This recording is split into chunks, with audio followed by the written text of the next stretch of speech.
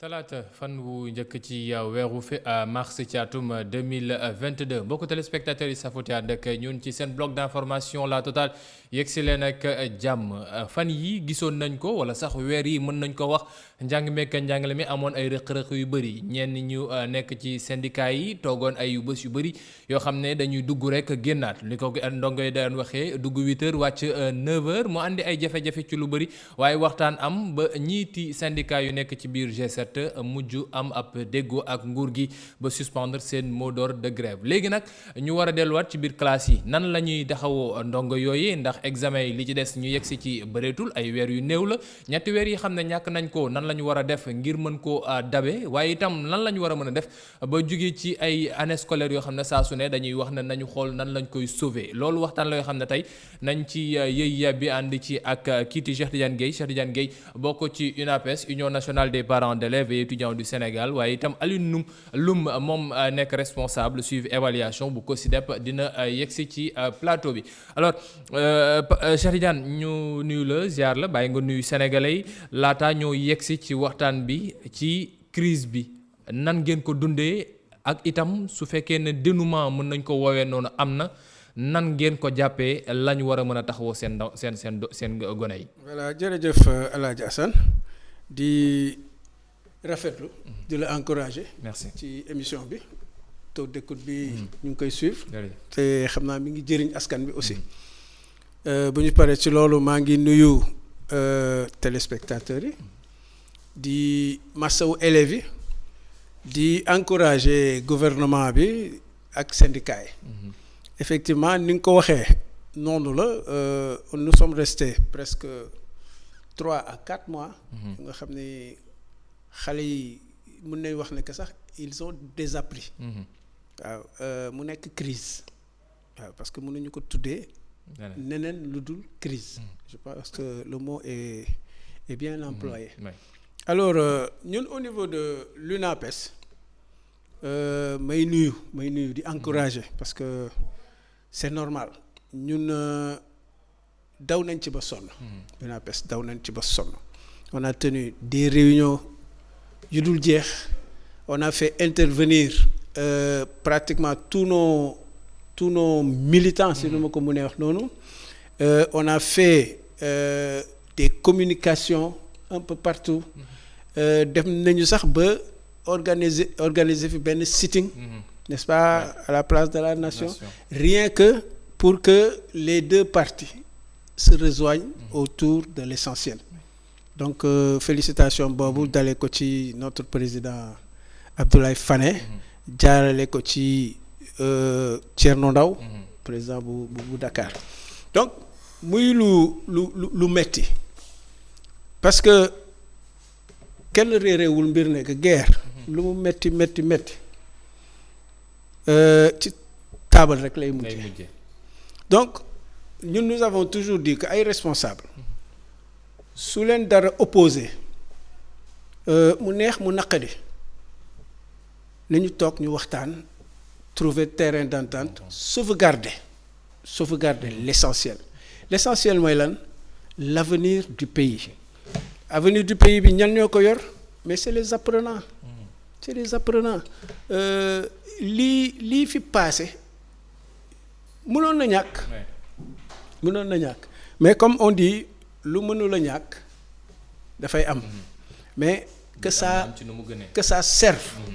de leçon pour plus tard parce que amalul intérêt état bi amalul intérêt enseignants yi amalul intérêt parents d'élèves yi a fortiori xale yi donc ñun dañ ko dund ak amertume dañ ko dund ak naqar waaw parce que ñaari mag bu ñu demee ba ay xale naan leen arrêté ñun lii la ñu bëgg defe naa lu metti la lu metti la nekk na itam lu xam ne ni nga ko waxee lu xaw a yéeme la sax ndax ndongo yi ci boppam ñoo mujj wàcc ci terrain bi ngir def ay manifestation waaye itam ti yëy yàbbi ci mbir yi ngir ñu dellu soit ci biir daara yi jàng ngir mën leen a taxawu ban poids la lii ci parents d'élèves yi seen i wax peser ci balance su négociation yi am ci diggante nguur gi waaye itam lii ci enseignants yi ngone yi est-ce que bàyyi nañ leen xel bu baax a baax ndax du ñu mujj ci yegg ci li yenn nit ñi ti wax ay génération sacrifiée ay gowaano ak yeneen yu ñu mel ay ndaw yoo xam ne dañ leen di bàyyi ñu jàll noonee rek nan la ñu war a mën a def ba gën a dooleel njàng mi ak njàngale mi ci biir Sénégal est-ce que du ñu yegg ci lenn li xam ne moom la ñëpp ti ragal muy privatiser li ci njàng mi fii ci biir Sénégal ay poñ la yoo xam ne dinañ ci yëy yàbbi ci ñaareelu pàcc seen bloc d'information la totale ma fàttali ne ñoo ngi am mbégte dalal ci plateau bi Cheikh Tidiane Gueye nekk bokk ci Union nationale des parents d'élèves et étudiants du Sénégal UNAPES ci ñaareelu pàcc bi itam kiiti Alioune Loum nekk responsable sur évaluation bu ko si def dina fi yegg si mbokk yi léegi-léegi ñu seetaan tuuti publicité laataa ñu yegg si ci xibaaru marax yi ànd ci ak Baye Cheikh Sall dellu soit ci kanam incha allah.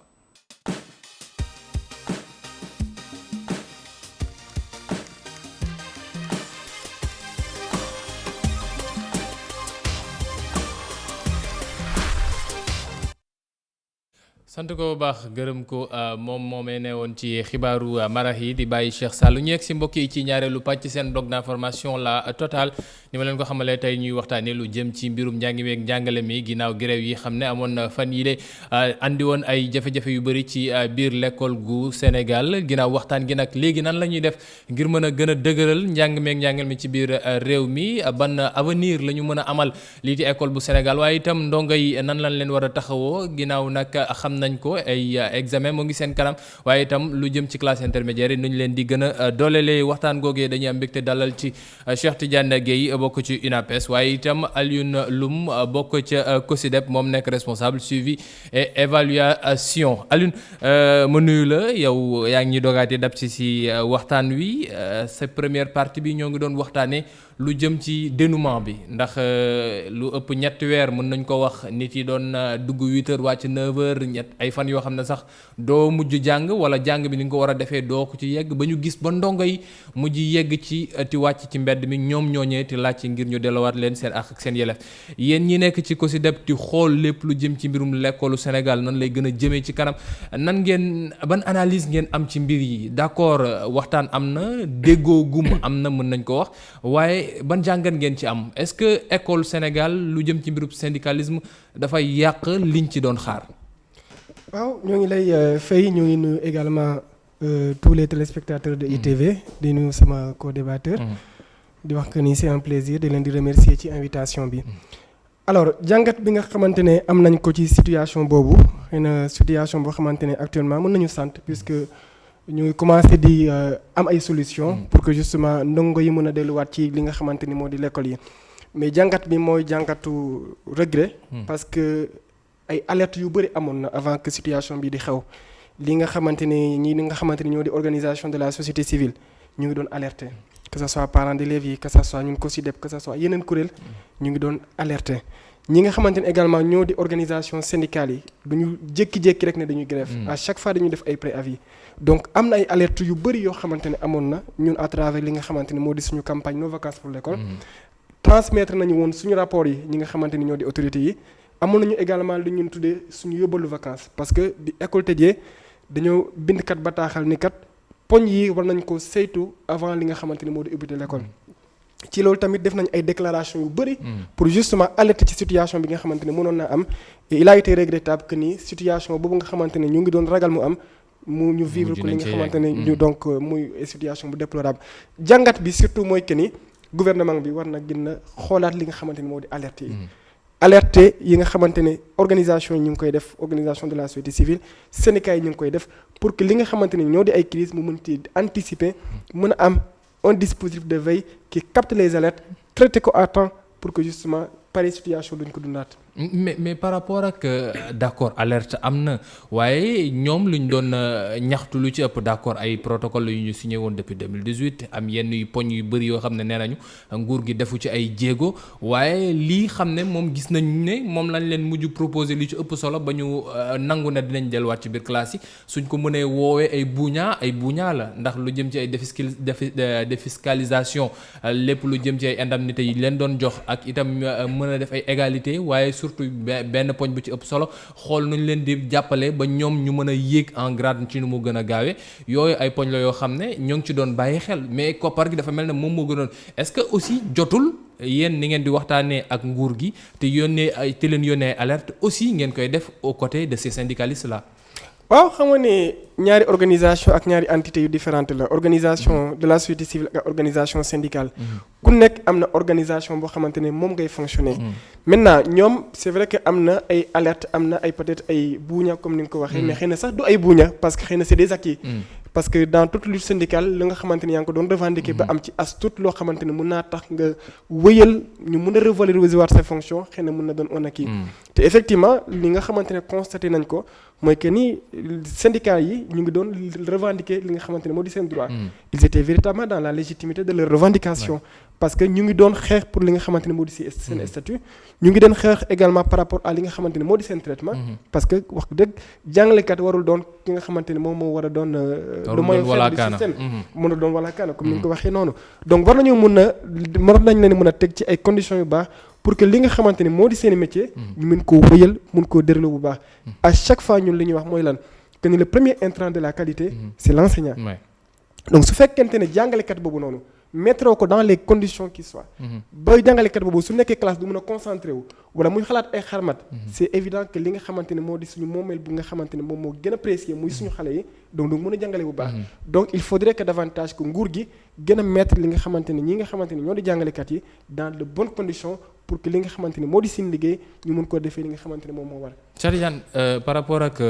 revendication yi manifestation yi ni mu ci amee fan yi yëpp waxtaan amoon na ajuma bi fajar la tàmbali xaaju guddi la jeex ba ñenn ñi ne d'accord nañu ñeneen ñi ne dañuy dem waxtaani ji seen biir am ñenn ñoo xam ne sax bon on peut pas dire que ne duñu ay syndicalistes mais bokkuñu ci syndicat représentatif yi muy waa G20 ñoom ne ñoom nanguwuñu mbir yi nañ ko waxtaanee soo leen gisee pëccxoo bi ci am jaxasoo bi nu muy demee saa su ne maanaam dafa mel ne dañuy dem ba gis le bout du tunnel am beneen buntu jafe-jafe boo xam ne day amaat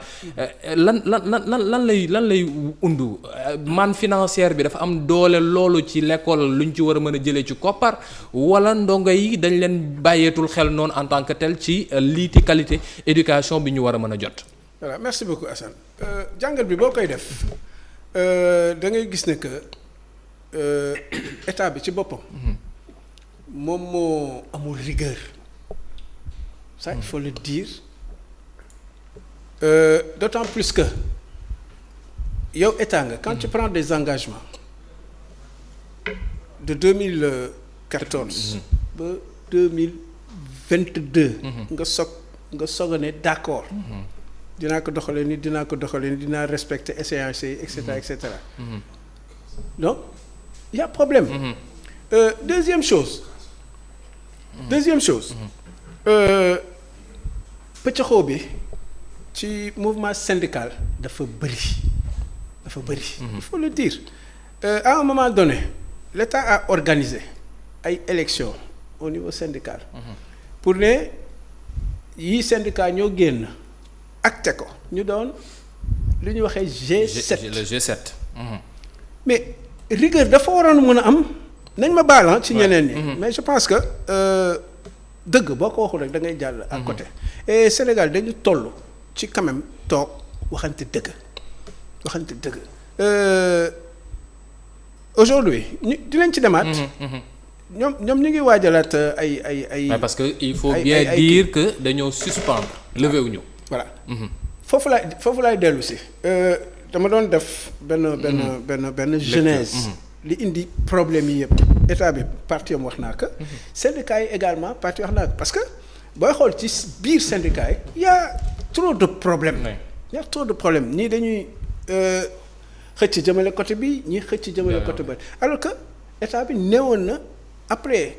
à l'issue des élections ñii ñooy suñu interlocuteur pourquoi après mu bàyyiwaat affaire yi ku nekk ma Samba ma Demba ba léegi ñu naan ay politiciens ñii ay politiciens lañu ñii ay et cetera du noonu aujourd'hui ñu ngi rafetlu li nga xam ne am na mënoon na ñàkk moo ko débatteur monsieur Loum wax na ko alerte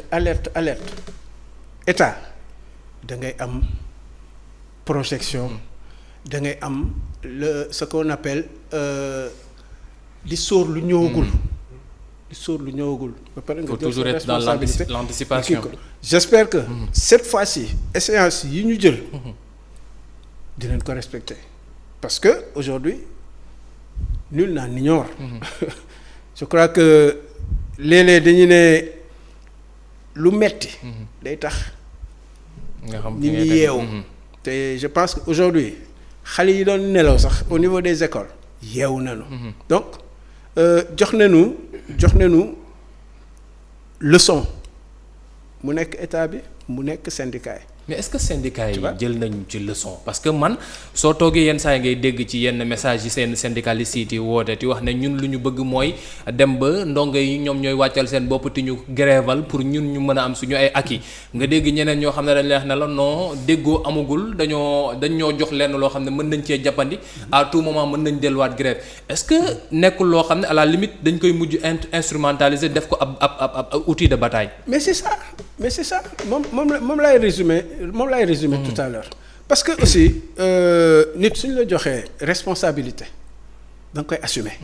aujourd'hui am na ñu signé protocole bi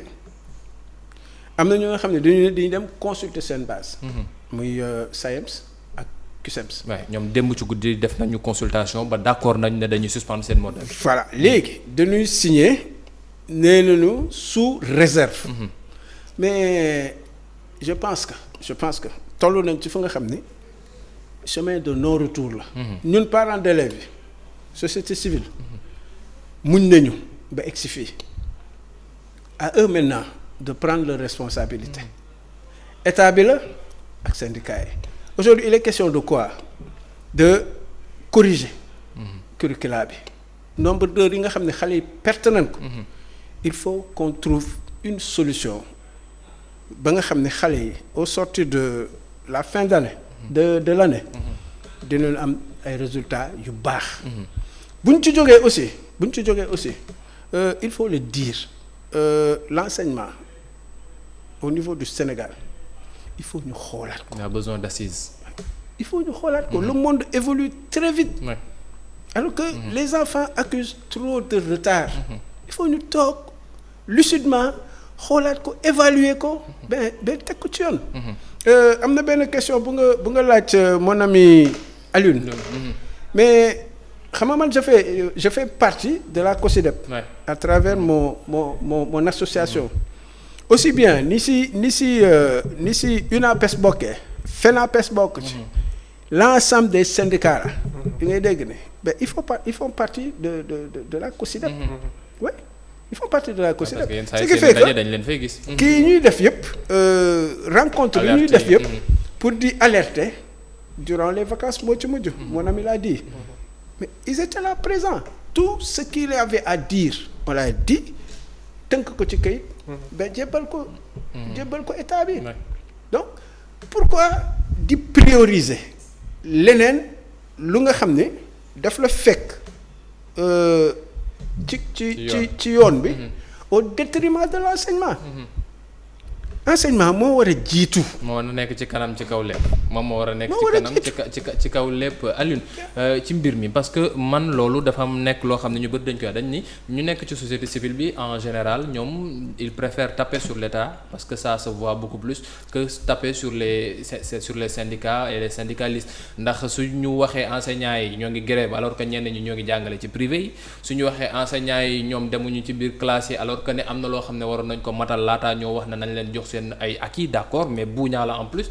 la bonus la rek parce que ay prime la ñuy laajte ndax dañ bëgg égalité en quelque sorte yooyu yëpp mais du ñu gis en tant que tel yenn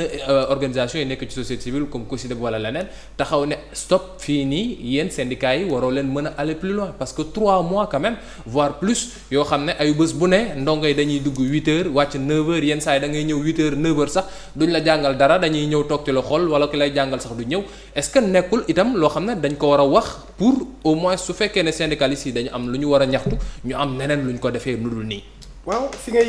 nga mujjee foofu laay tàmbalee ci réponse bi ndax est-ce que syndicats yi suñ fa bëggee ñaxtu est-ce que amul neneen nuñ ko mën a def. Effectivement il peut y avoir d'autres moyens yoo xamante ne mun nañu wéyalee noonu seen lutte. Par exemple su fekkente ne dañu def ay revendications te li ëpp ci revendication syndicales yi d'habitude comme ni nga ko waxee c'est le traitement salarial. Mais il y a des moments clés yoo xamante ne mun nañu ko def. Avant le vote des budgets avant que ñuy voter ay budget su fekkente ne ces moments cruciaux là yi nga xamante ne foofu la ñuy nasaxalee lépp li nga xamante ne moom moo dem ci wàllum budget yëngatu nañu ba ñëpp xam que ni lii loolu la ñu soxla ñu mun ko jël en compte. Mais su fekkente ne dañuy dem ba biir année scolaire aussi di ko def c'est vrai que dina am ay impact. Mais may fàttali leen ñun on n'a pas de parti pris. Organisation de la société civile lañu nekk. Mais quelquefois c'est comme si da ngeen jege loolu jàngalekat yi. loolu la ñëpp di seetlu quand même. Parce que tout le temps li ngeen di génnee muy communiquer muy cahier de vacances yi muy ñoom seen l'État doit faire mais on entend rarement dire les syndicats doivent lâcher du lest ou bien autre chose. Parce que loolu mënuñu ko wax mënuñu wax ne. les syndicats parce que société civile ngeen. Les syndicats doivent lâcher du lest. Parce que entre les deux entités entre les organisations syndicales ak l'État am na ci kenn ku fa nekk moo xamante ne mooy le plus vulnérable mooy l'élève. Ñun li nga xamante ne moom moo ñu woy moo lañ ñuy alerter selon li nga xamante ne moo di suñuy position. Maintenant les organisations syndicales ay kuréel yoo xamante ne ils sont légalement reconnus. ñoom ñooy négocier avec l'État ñoom ñooy ñi nga xamante ne ñoom ñooy xool ay poñ yi nga xamante ne soxla nañ ko ñu def et quand ils en font trop. Et maintenant pourquoi ñu. Et quand ils en font trop nag. Quand ils en font trop loolu nekkul ne ñun ñoo ko war a mën a juger. Maintenant ñun. ci syndicats yi à chaque fois su fekkente ne dañoo woo ñun COSYDEP on va les accompagner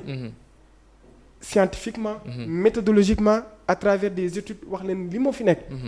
en interne ñun ak ñoom mën nañu waxante suñu li ñuy waxante loolu en t'entendant c'est comme si bëggoo leen frustrer non ça semble c'est ça quoi dafa mel ne seen ay partenaires la ñu bëggoo leen frustrer non ñëpp suñuy partenaires lañu état sax suñuy partenaire la organisation syndicale suñuy partenaire la parents d'élèves suñuy partenaire la donc ils sont tous nos partenaires su fekkente ne dañu gën a tapé ci état comme ni nga ko waxee c'est parce que dafa am lu war c'est l'état qui a la mission régalienne de l'éducation moom moo war a gérer éducation def de sorte à bépp xale bu yeewu Sénégal mu mën a am une éducation de qualité maintenant ça l'incombe au-delà maintenant des organisations syndicales ñoom aussi ils dépendent de l'État donc éventuellement tout se retrouve autour de l'État bi nga xamante ne moom mooy suñu bàyyi ñun ñëpp ci côté boobu noonu moom moo war a mën a assurer xale yi li nga xamante ne moo di éducation de qualité moom moo war a mën a mettre les enseignants dans de très bonnes conditions ñun jàngalekat yi li nga xamante ne moo ñu war ak ñoom lañu koy def dañu def ay rencontres échanger ak ñoom accompagner leen scientifiquement. di ngeen waxtaan ak ñoom daal waaye ñële ngeen di woo. waxtaan ak ñoom. da ngeen di waxtaan ak ñoom mais état ngeen di woo. non état aussi dañ koy woo. mais état ngeen di woo. su jamono xosi jatee jóg état ngeen di xose. ñoom ñëpp à chaque fois ku fekkente ne nu tudd war nañ laa wax que ni defal lii defal la. on le fait sans problème. Cheikh Tidiane il nous reste 4 à 5 mois laata ndongo yi yegg si ci lii ci ay examen te xam nañ ne lu ñu perte c'est en quelque sorte égal ak lii xam ne moom moo des ci ay weer ñu war a yegg si ci ay examen ñu bëri ñoo ngi wax nan lañ ko nar a defee nan lañ nar a gungee gone yi ba lii xam ne dañ ko ñàkk ñu am ko ñoo ngi dégg ay nit yi wax est-ce que du ñu def ay cours de rattrapage wala ñu gën a yokk quantum horaire bi wala leneen lu ñu mel mais dañuy fàtte ne quelquefois burn-out mën na am ndax ay gone lañu ay attanuñu yenn benn rythme bi peut-être mais aussi peut-être que ne mun nañ leen jàllale ci ñu ko ñenn ñu ci joowee mooy ay génération goana ñi xam ne dañuy ñëw rek nañ leen bàyyi ñu jàll te ça c'est quelque chose de regrettable nan la ñu war a mën a def ba enseignement de qualité am ci 5 mois yi xam ne moom moo des ci année scolaire bi laataa ñuy dem vacances. Voilà d'ailleurs c'est ce qui a fait l'objet de notre discussion il y a 2 jours dañu ne qui peut le plus peut le moins. fi ñu toll nii tembe ñun dañuy def appel ci esprit patriotique. Covid bi jàll na fi am na nu ñu ko organiser ba on a eu les résultats que nous avons eus. échelle bi ñu amoon mais mën nañ ko yokk avec un sacrifice. de l'État, des enseignants, des parents et des élèves. waaw parce que il faut pas qu'on se leurre. Le monde nous regarde. Le monde nous regarde. Il faut ñu toog loolu xaw ma y a une rencontre qui va se passer dans quelque temps. mu nekk deuxième schéma. waaw mu nekk deuxième schéma ñu acté ko. jël heure yi valoriser ko ba nga xam ne xale yi. dinañu nekkaat à niveau. parce que ku war a def à peu près 200 heures. nar a mujj ci ay 50 wala ay. kenn xamul mais année bi sax doo ko valider. donc yooyu yëpp il faut que ñu remédier ci. toog lucidement ku nekk def sacrifice ba ñu atteindre les résultats qu'il faut. après nag ñu toog xool parce que il faut que ñu toog ça c'est à la limite une du ma ko wax exigence mais c'est une forte suggestion c'est une nécessité même. forte suggestion de l'UNAPES pour que ñu convoqué waat assises yu mel nii ñu toog ñu waxtaanee fóot valoriser enseignement bi jox ko gëddëm ba nga xam ni kenn du xeeb sunu njàng ak suñu njàngale fii ci biir réew mi. am na benn question bu nga xam ne aussi parce que man. bokk naa COSYDEP ñun dañuy wax syndicat yi les syndicats on leur dit des vérités. waaw na ci loolu après dina di ñëw xam naa ne ci mujjanteelu pàcc bi ma fàttali ne ñoo ngi am mbégte tey dalal ci plateau bi Cheikh Tidiane Gueye nekk ku bokk ci COSYDEP nu mu ko waxee léegi waaye itam ci UNAPES Union nationale des parents d'élèves et étudiants bu Sénégal ak itam Alioune Loum moom mi xam ne waa COSYDEP moom lañ fi yónni mu yore seen nekk responsable suivi évaluation léegi-léegi mbokk yi ñu seetaan tuuti publicité laata ñoo egsi ci xibaaru 19:45 bi ak sunu championne d'Afrique en présentation télévisée fii ci Afrique francophone Adama Anouchka Ba dellusiwaat ci kanam incha allah ngir jeexal seen plateau.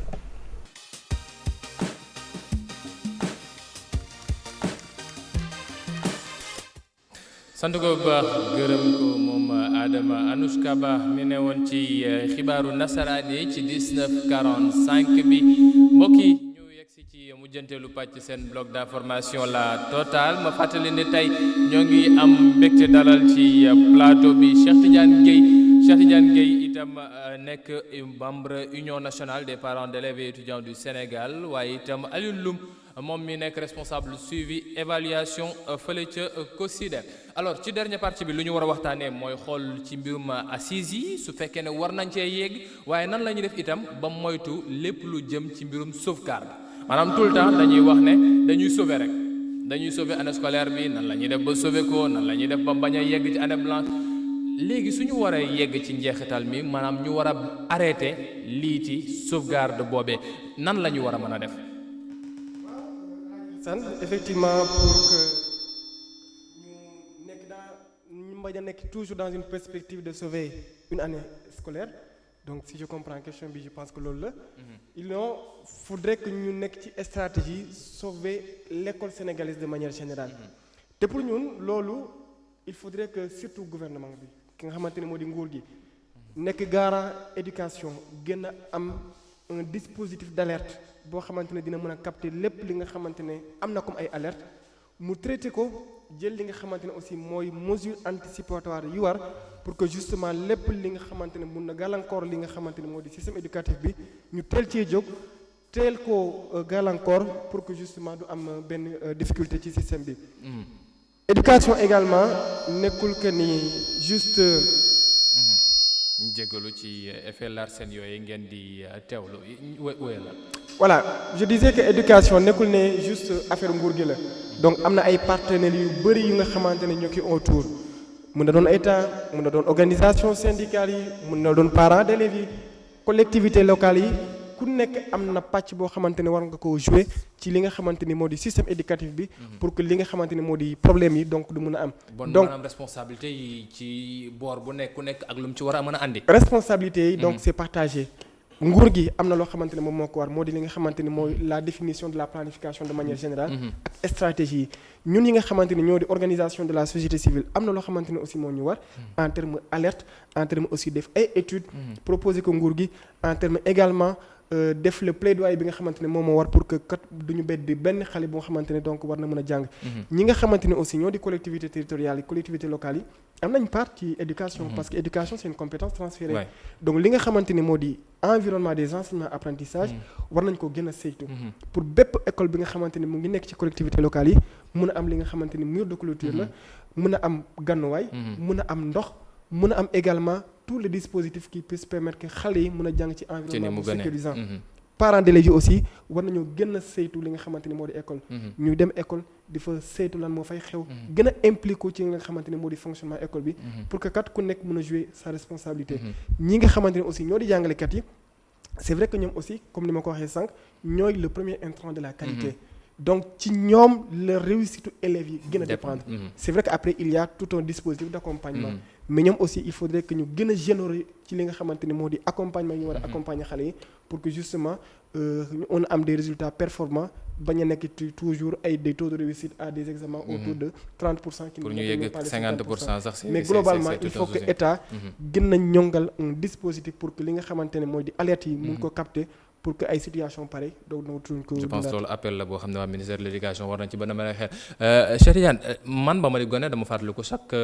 ci semaine bi ñaar yoon sama wayjuru daawoon na ñëw ci école ba daan xool na ma daan jàngee daan xool nañ daan def yenn saa ñu daan def sax ay rencontres yoo xam ne gouvernement scolaire bi wala ñi toogal ndongo yi ñiiti parents d'élèves yi ak itam ñiiti waa école ba daan ñëw ngir waxtaanee lu jëm ci mbirum l'école gi nan la ñu war a mën a def ba mu gën a jëm ci kanam environnement scolaire bi et tout ça est-ce que nekkul ay mbir yoo xam ne dañ ko war a jël en compte suñu bëggee ci moytu tout le temps bàyyi ba mbir mi yegg foo xam ne c'est un seuil critique ngir ñu mën a wax ne dañuy toog ngir mën a xool nu ñuy sauver tout le temps. tout à fait wax nga dëgg au risque de me répéter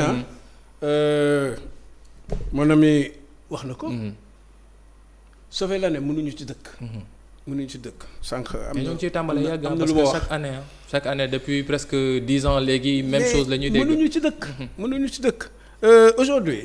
nous considérons que lii passé nañu servir de leçon et à tous les niveaux ñu jàppee ko noonu ce qui reste pour gérer le curricula nañu defaat monitoring s'il le faut monitoring bu nga xam ne vraiment ñëpp dañuy toog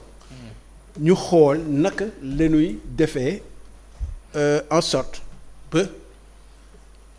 valoriser année bi mu nekk année bu baax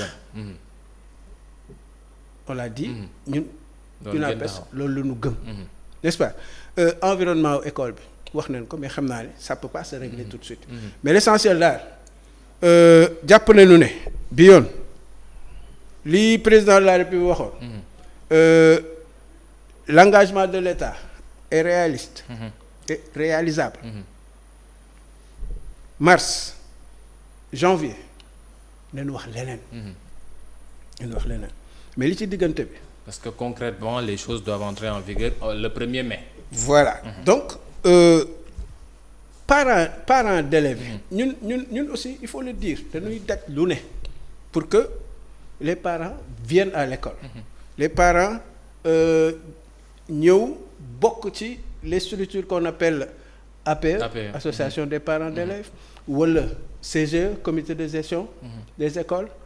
structure yu mel noonu ça te permet ngay ñëw di xool gestion école parce que léegi bu ñuy wax école tamit école publique c'est l'école de la communauté n'est-ce pas mënuloo toog nga bàyyi sa doom 2 semaines 3 te demuloo xool les résultats xamante ak maître am xamante ak professeur am xool ci ban environnement lay dund parce que loolu lépp ça participe à l'éducation mais ñun dans nos structures dañ koy joytu dañ koy ñaxtu toujours da ngay gis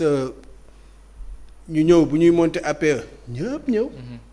mais au moment de dérouler doo ci gis ñu bari boo wootee réunion da ngay am problème donc yooyu appel la bu ñuy lancer parce que si lii ñu jëm nii il faut aussi que les parents seen doom bu jógee école ñëw kër ga ñu mën a ubbi cahier yi dimbali ko ci révision yi. pour le préparer au lendemain. jox ko mu lekk bu baax dalal xelam. taxawu ko muy nelaw bu baax wàññi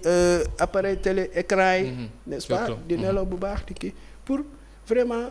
li ñuy wax fin d'année. ñu am lu baax. ngir mën a tijji ay kaye ngir mën a ti taxawu sa njaboot itam bii xam ne day dem jàngi est-ce que jotul beneen xeex taxaw muy lu jëm ci mbirum curricula bi ndax yenn saa yi tamit ñu bëri dañu koy wax gone yi li ñuy jàng ay maawu la li ñuy jàng ay guerre froide bu njëkk ba la wala yi ñuy jàng yenn saa yi duñ ko gis fu ñu ko mën a appliquer wala amuñu leen loo xam ne c'est en rapport avec ñoom li ñuy dund en tant que tel wala géopolitique nationale bi xam ne internationale bi xam ne moom moo fi nekk est-ce que du loolu aussi nekkul beneen xeex boo xam ne da ngeen ci war a mën a taxaw yéen waajur yi. xam nga toog nañu ñu def ce qu'on appelle les assises de l'éducation. En 2014 en 2014. C'était pour réactualiser éducation bi culturellement. culturellement c'est-à-dire fexe ba nga xam ne xale bi histoire am. moom lay jàng avant muy jàng histoire u jaam. waaw. loolu defe naa communauté bi yëpp dañu toogoon ak état bi ak ñëpp toog wax ko mu nekk un grand document mais ba léegi nii waxaatuñu ba léegi gisaatuñ ci leen. ba léegi waxaatuñu ci mais loolu il faut que ñu indiwaat ko améliorer waat ko s'il le faut. améliorer waat ko s'il le faut par anticipation. damay wax ni gis nga au risque de ne pas accepter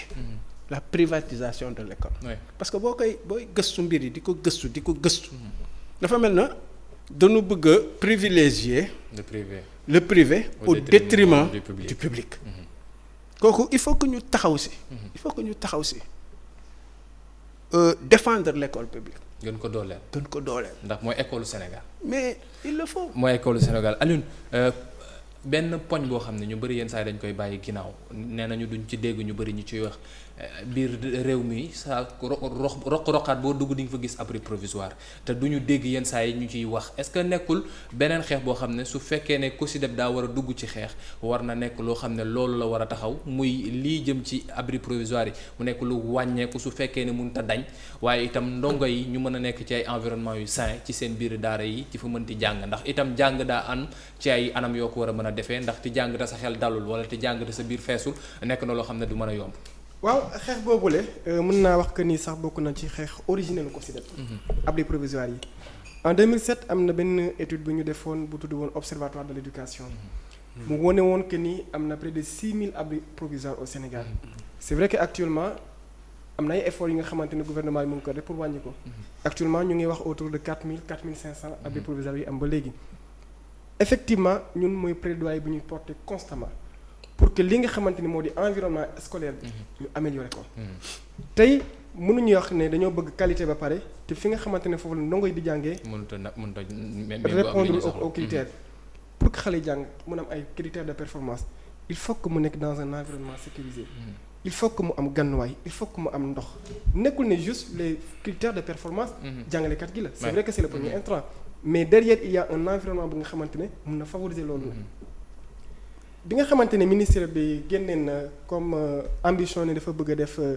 10 milliards ou 30 milliards chaque année pour li nga xamante ne moo di tenue ñun dañoo taxaw mais 30 milliards noonu am na fu mu xëj foo xamante ne mooy priorité bi et priorité boobu noonu moo di abri provisoire yi priorité bi mooy école yu ñu war a construire mooy table banc yi mooy yeneen difficultés yi nga xamante ne secteur de l'éducation moo ngi koy jànkoonte il faudrait que davantage li nga xamante ni moo di priorité éducation ñu gën a allouer li nga xamante ni moo di fonds yi foofu noonu pour que ñu mën a régler loolu xam naa ne dama lay sant gërëm la waaye itam ba sant la gërëm xam naa ne temps bi tànc nañu pour terminer waaw rek ci côté boobu rek côté environnement bi damay lancer appel collectivités locales yi ñu gën ci dugal seen ils ont en charge aujourd'hui le moyen et le secondaire. ñoom aussi campagne bi neexoon na promesse yi bari woon. mais nañu tenir aussi seen promesse. yaakaar naa ne maire bu nekk dana ci bàyyi xelam. ndax ba muy def campagne lu bëri wax nañ ko ci lu jëm ci mbirum njàng beeg njàngale bi sant leen baax gërëm leen Cheikh Tidiane Gueye wu ñëw wuy si ñu ci turu waa UNAPES ak itam Alioune Loum moom teewal fi waa COSYDEP ñoom ñaar lañ daloon tey ci seen bloc d'information La Totale doon waxtaanee lu jëm ci mbir njàng mi ak njàngale mi ban doole lañ war a mën a joxaat l'école gi waaye itam nan la ñu war a mën a def ba mucc ci li xam ne saa su ne dañ koy gis ay mbir yoo xam ne suñ ci deful ndànk rek dinañu ñàkk lii ci école publique bi jox leen dig daje mbokk yi ëllëg incha allah ci beneen bloc d'information La Totale yeneen poñ yoo xam ne incha allah dinañ ko waxtaan ngir mu jëmale réew mi ca kaw ca kanam jox leen dig daje ëllëg incha allah jërë ngeen jëf merci